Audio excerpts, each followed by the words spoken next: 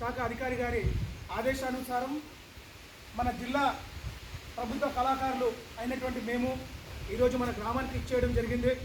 మేము ఈ వర్షాకాలంలో జరుగుతున్నటువంటి పరిణామాలు ఏ విధంగా ఉంటాయి, ముఖ్యంగా పరిసరాల పరిశుభ్రత నీట్గా లేకుంటే లేనిపోని కొత్త కొత్త రోగాలు వస్తున్నాయి. కాబట్టి మేము మా పాట రూపంలో మన పరిసరాలను మనము పరిశుభ్రంగా ఉంచుకోవాలని చెప్పేసి మేము వివరించడానికి వచ్చినాము.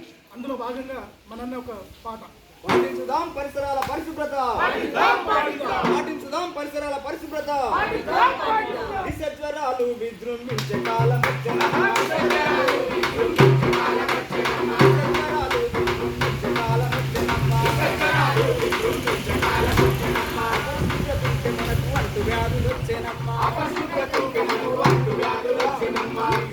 కాలం వచ్చే జాగ్రత్తగా నీవు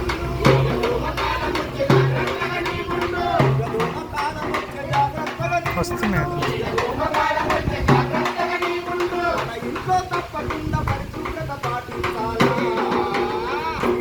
వ్యాధులు రాకుండా